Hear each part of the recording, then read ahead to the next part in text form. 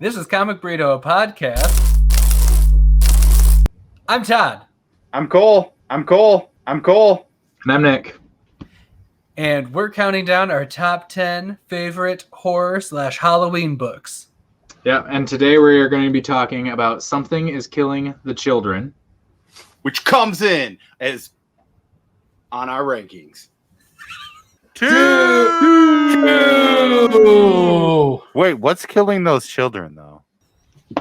Yeah, it does. It definitely deserves that spot. I mean, it took us a long, hard time to give it this ranking. Yeah. But it deserves it. It totally deserves it. And I think it was good to finally come to an agreement at that place in our rankings. Yes, that specific spot that it totally deserves. You know, it was a long argument with lots of sweat and blood shed. But I personally think it could be higher, assuming it's not number one. It might be my favorite horror book of all time. It might end up being number one. You know, who's to say, really? Oh, is this might be your favorite? This might be my favorite. I know it's right there, but I still like to hold it up. Yeah, it's literally right there. It's right there. But I do have my variants. Although this was a book that I kind of jumped on first, right? This is kind of one of the first you definitely jumped on it first. I didn't read the first trade until quarantine. Yeah. There's all 5 of the first arc. So it's James Tynan the Fourth, Werther Dell'Edera, and Miquel Muerto. None of these covers are Werther, but the interior that one is. And World Design does the lettering.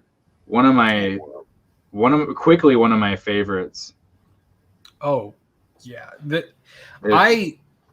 It has one of my favorite characters in comic books. Yeah, it has this kind of intro that just reminds me of, like, it's just perfect for TV right now, where like the show would start and give you that little bit, and then it would like go quiet and just like, and yeah, it's so good. Like that, or like this. Oh, with a little spin like Lost. And we didn't say this is Boom Studios too. In Boom Studios.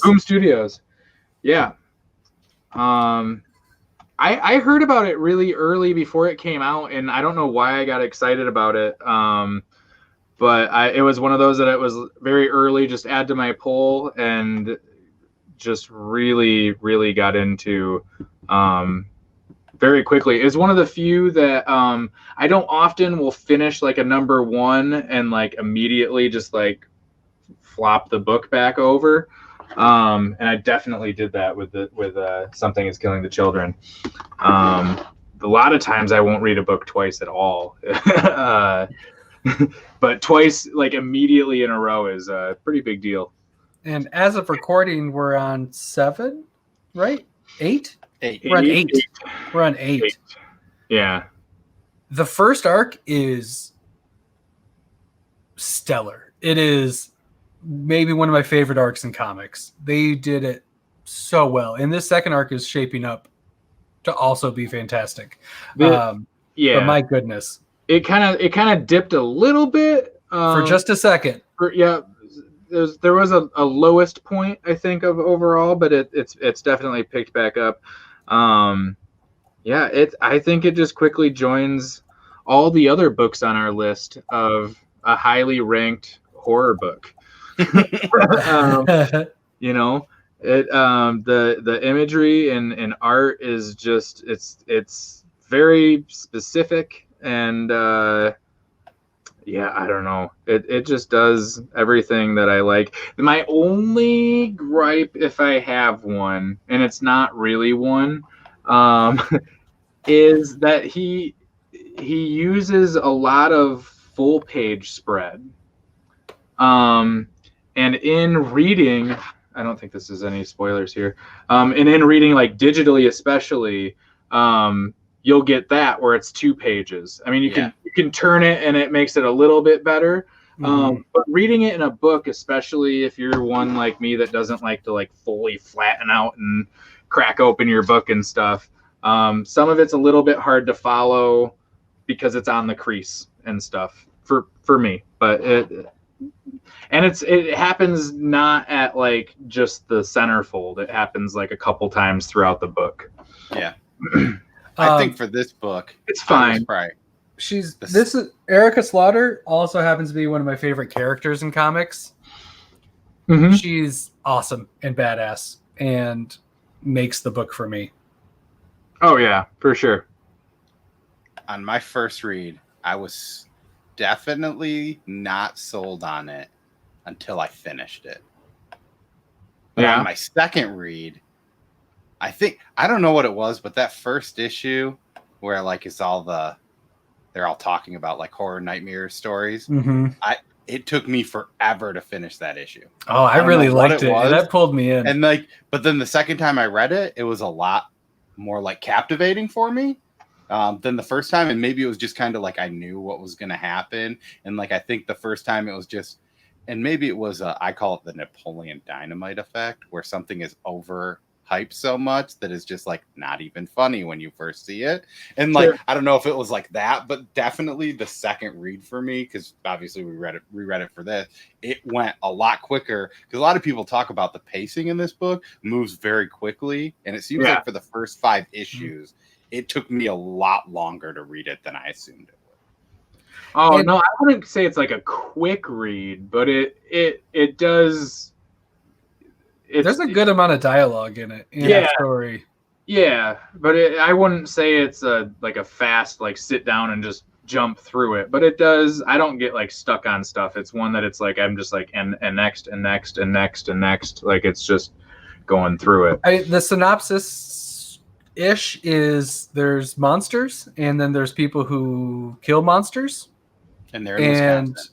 Yep, and they're in Wisconsin, and there's like kids and stuff. And a stuffed octopus. It's very much. Oh my god, it's so good. But they do a good job capturing the horror feel. Yeah, and the art is incredible. It's amazing. It's one of the top books in my opinion right now. Like I said, you can just kind of see it.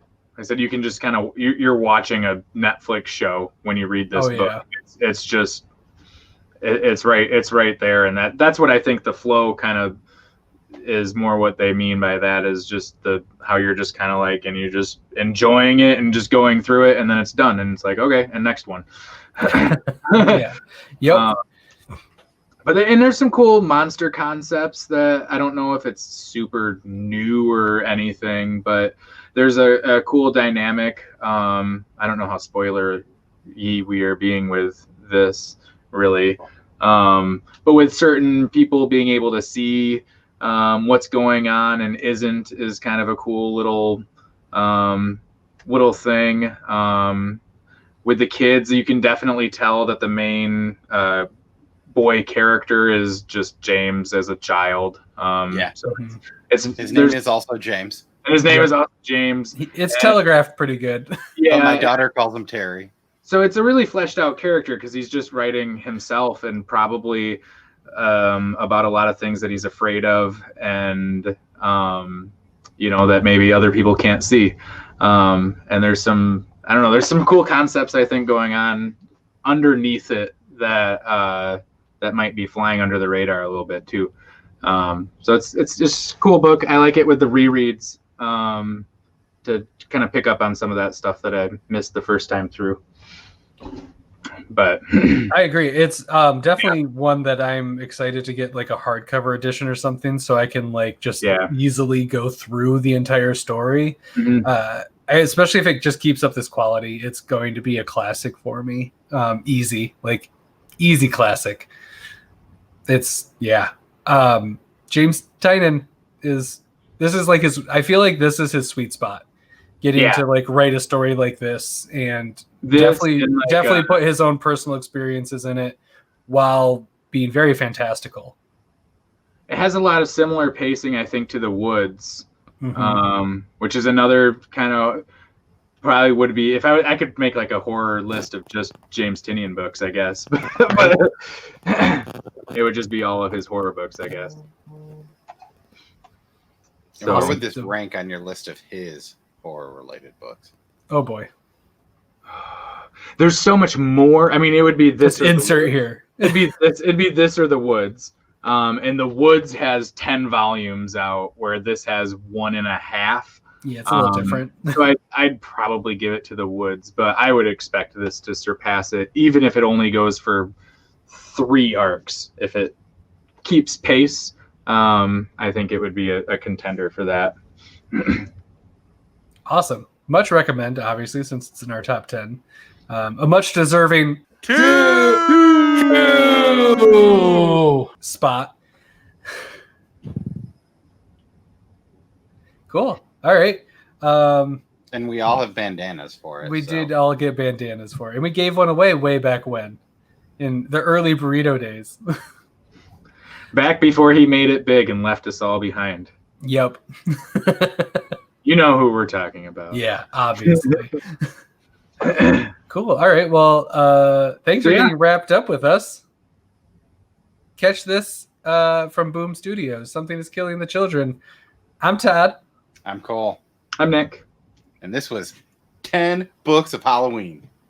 Number 2. 10 days of Halloween. 10 books, 10 days. 10 books, 10 days. The 10 days of Burrito Halloween. Bye.